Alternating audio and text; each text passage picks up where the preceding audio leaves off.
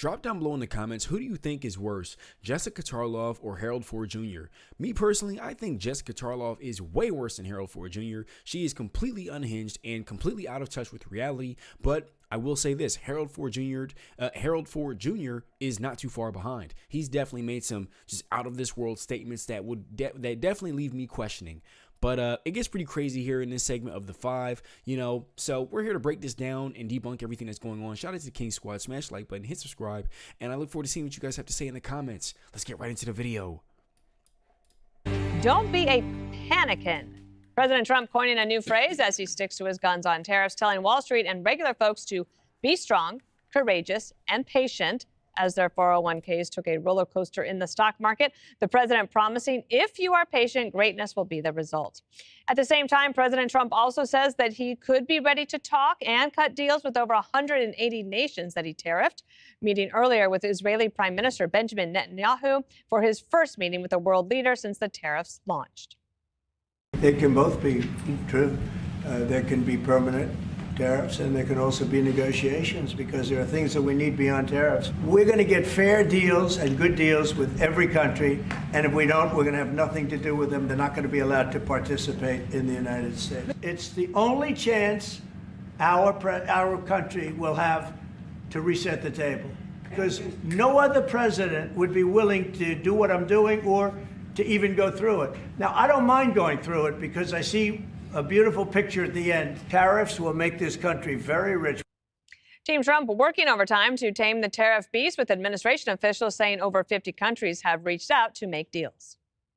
More than 50 countries have reached out to the president to begin a negotiation. There doesn't have to be a recession. Army of millions and millions of human beings screwing in little screws to make iPhones. That kind of thing is going to come to America. It's going to be automated, and great Americans, the trade craft of America, is going to fix them, is going to work on them. Meanwhile, the Democrats busy trying to score some political points, criticizing the president for playing golf as terrorists rocked the stock market. Where was Trump when those soldiers were transferred to Dover Air Force Base? Trump was at his resort in Miami, Florida. He was there to hit the links for the Saudi-backed Live golf tournament. Is the president out on a golf cart while people's retirement is in flames? He spent the day working on his golf swing. They're experiencing uncertainty, right? And they see the president off golfing. Jesse, I just want to know really quickly before we get into this thing, where was this energy at when Biden was vacationing and eating chocolate ice cream? Jurassic Joe, I mean Sleepy Joe. Where was this energy? You guys, the liberals, I tell you, like, what is with that? Let me know what you guys think about that down below in the comments. One of the things I cannot stand is complaints about golf. Me too. And that's not a middle finger to middle America. That's a middle finger to all these foreign countries who are trying to get on the phone and negotiate these tariffs down. But if Biden was golfing during a stock market like this, I'm sure I wouldn't say a word. You wouldn't. I would not. And now I'm not panicking, Dana, because I'm not looking. Okay. I haven't looked at my bank account. I'm afraid. But I'm just going to be patient. And my people are going to set me up so when this thing rallies, I can say, in your face, Harold, and it will rally, because it always does. Now, Bessent, the Treasury Secretary, broke the Bank of England. That's who I want running this. He'll probably break the Bank of China. And that's what we're trying to do here.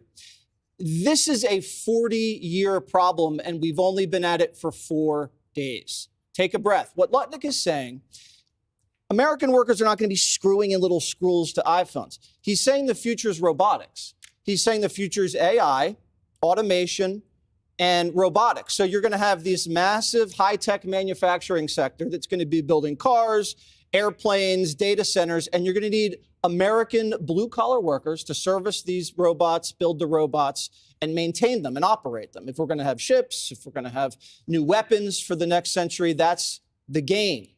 And if you're saying they're going to pass this tariff onto the customer and they're going to raise prices, okay, maybe. Or we just got 6 million new customers all over the world. So we're going to be making so much money selling these things to India and Asia and Europe that we're not going to have to raise prices. Now, everybody says, oh, you know, we got these flat screen TVs. Got to have our cheap flat screen TVs. Okay.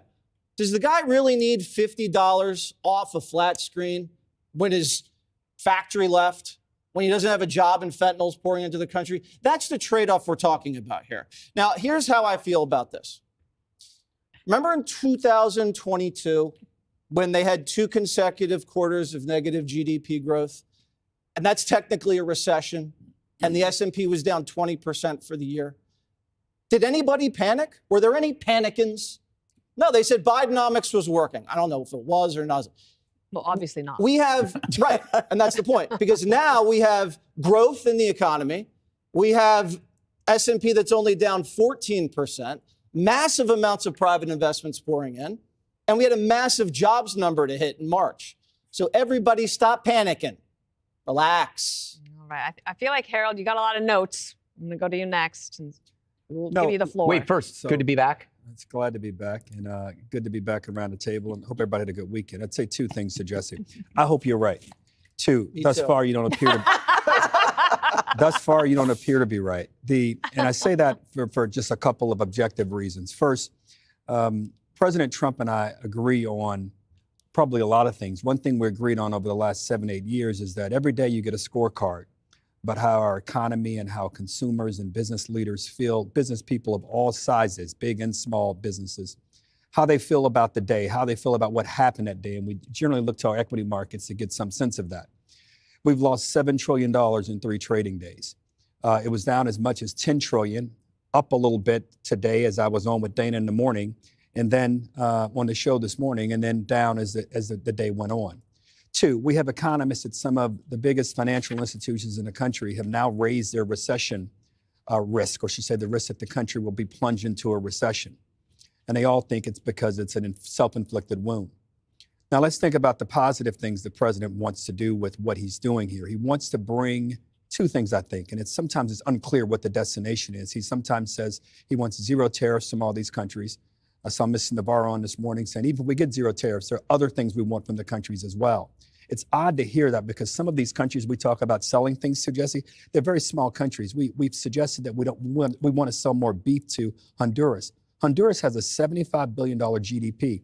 If they spent all of their GDP on us, it wouldn't make a dent in what we're doing. Don't get me wrong, I love $75 billion, but when you've lost $7 trillion, it seems to me to be a weird trade-off. I'm not that great at math, but that's not a winning. I think they want to sell it to Australia more than Honduras. Yeah. Okay. And it's big, beautiful beef, Harold. Yes. Let's get it right. So if you want to go there, I'm happy to go there. The reason they don't take our beef and pork, you know what? They don't like the fact that there are hormones in them. Yeah, that's an excuse. They do it to Europe too. Okay. Well, these are excuses that have been going on for years. 3, throughout our history as a nation, the first 100 years of the United States, we ran a trade deficit. You know why? Because we were a growing nation. We were a rapidly growing economy. Economies that are growing run trade deficits, not because they don't make things, but because they're consuming so much of the world's resources. The one time in our nation's history where we did not run a deficit was during the Great Depression. Why? Because we weren't a rapidly growing economy at the time. This is just math. Now let's get to the facts. The president wants to produce more things in America. He wants to reduce the trade deficits with countries, and he wants America to be the place that where everything is done. In order to do that, you have to build factories, you have to train workers, and you have to ensure that you have fiscal responsibility. The trade tariffs the president's talking about is a small part of it. He has made it the only part of it.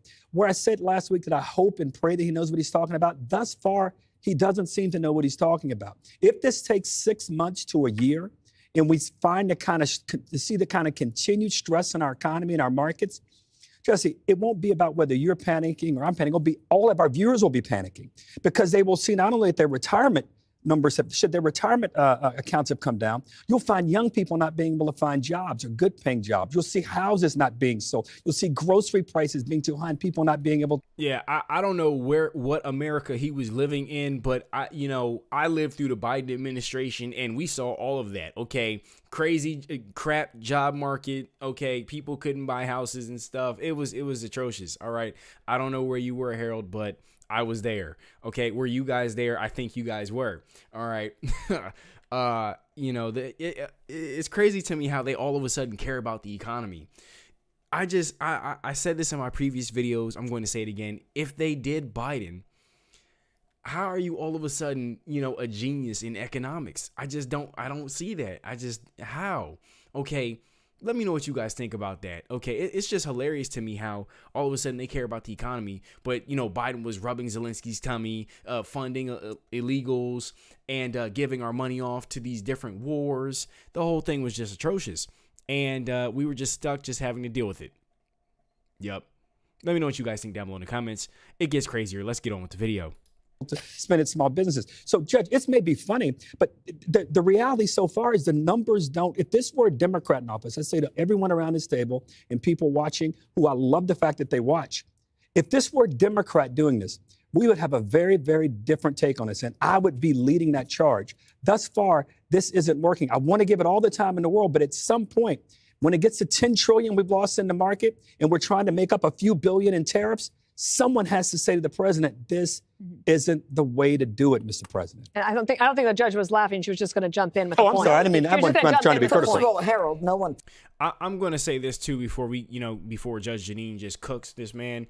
I believe if Biden was doing this, they'd be all for it. Okay, it's the fact that it's Trump. They hate Trump. They can't stand him. It's the hate Trump train. So everything he does is just going to be Trump, Trumpity, Trump. Trump is bad. Orange man down. Orange man bad. Trump, Trump, Trump.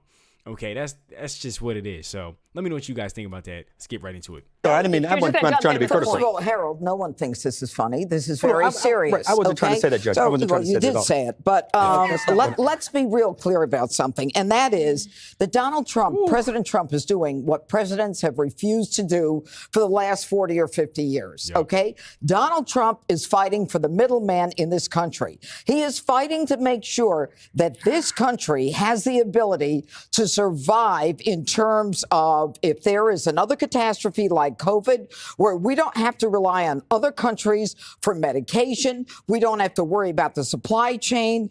We are in a position where we can take care of ourselves, and our strength is maintained within the United States. Now, all he is doing is demanding that there is fair trade for Americans. I don't want to hear that $29 billion of beef comes from Australia to the United States, and we don't even sell a hamburger to Australia.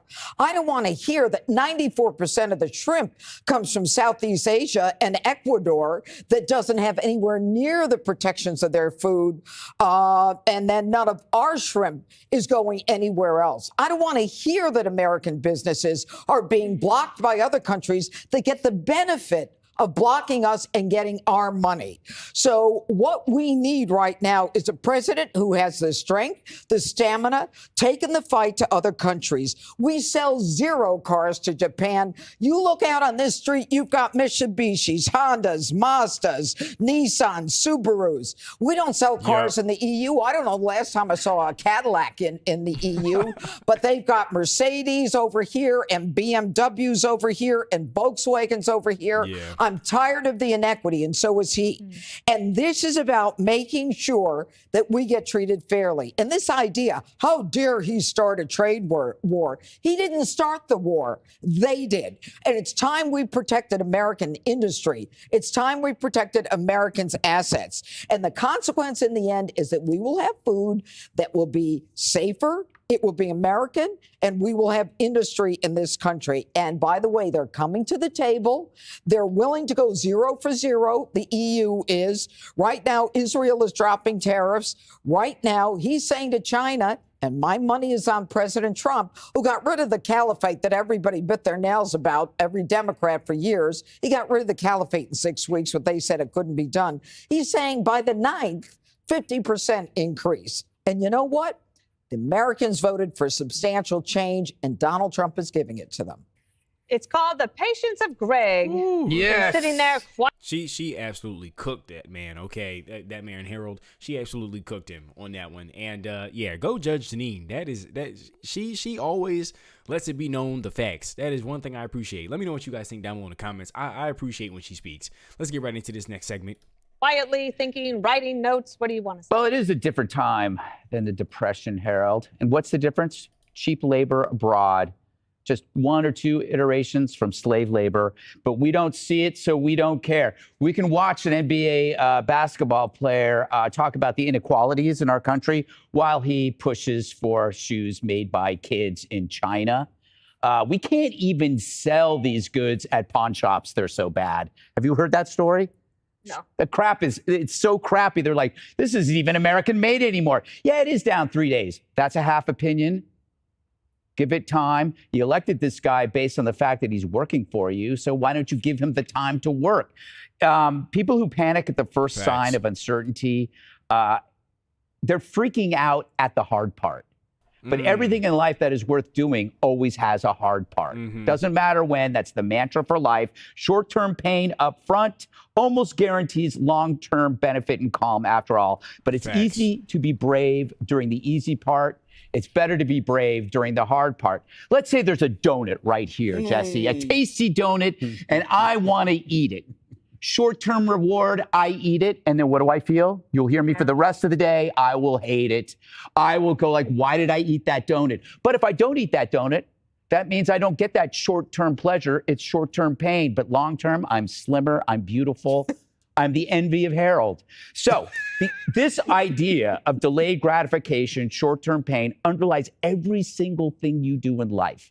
Exercise, food, relationships, work, and yes, even trade. It's going to hurt a little bit, but it wasn't like Donald Trump didn't tell us that was going to happen. He said it'll get a little bumpy. He's the pilot telling you when we take off, it's going to be a little bumpy. You hate it when your friend screams during that part, so don't scream. Tariffs are... That's so true. Tariffs are offering that choice. You continue on this path of asymmetrical economic relationships, you're going to get cheap goods. But where are we in a decade?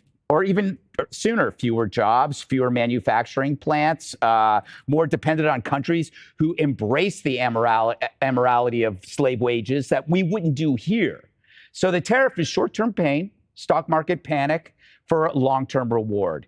And when you see a lot of these people panicking, remember that 10% owned 88% of the stock market. Do you think they're panicking? No, they're buying. They're buying. Because I wish I bought during the pandemic, but I keep my money in a sack. We didn't know what we were doing. Yeah, we don't know what we were doing. You can buy now, Greg. Yes, that's a big sack. So there we have it. It definitely got crazy, and shout out to everybody here on the 5. I personally believe when it comes to Harold Ford Jr., if it was Biden doing this, he'd be in full support and he'd say just trust the process, and then everything would be sabotaged. I just don't see Biden as a great businessman, but because it's Trump, they just have to hate on Trump. All right.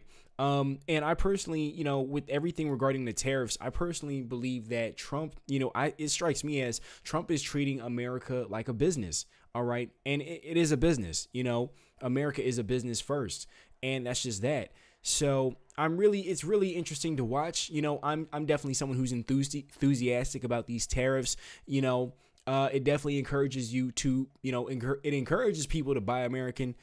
No, this is not financial advice. I'm just saying that right there just because. But yeah, it definitely encourages people to buy American.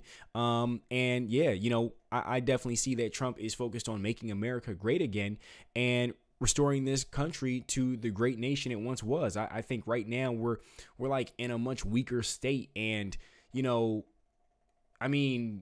it's like we just give money to everybody and we just don't take care of America. Like, we don't take care of the Americans. We're just helping everybody else out but ourselves. Our country's all over the place in disarray and chaos, okay? And it's like every day was the purge under Biden. It was just like it was like the Hunger Games. You just kept getting bad news. And you're just sitting there like, you got to be kidding me. Really? And then half the time, you don't even hear from Biden. It's like he forgot he was president. So with Trump in office, I definitely, I'm enthusiastic about it. This definitely is the most transparent administration we've ever seen. And yeah, that's that, guys. Let me know what you guys think down below in the comments. Shout out to the King Squad. Smash the like button, hit subscribe. And I'll see you in the next one. Peace.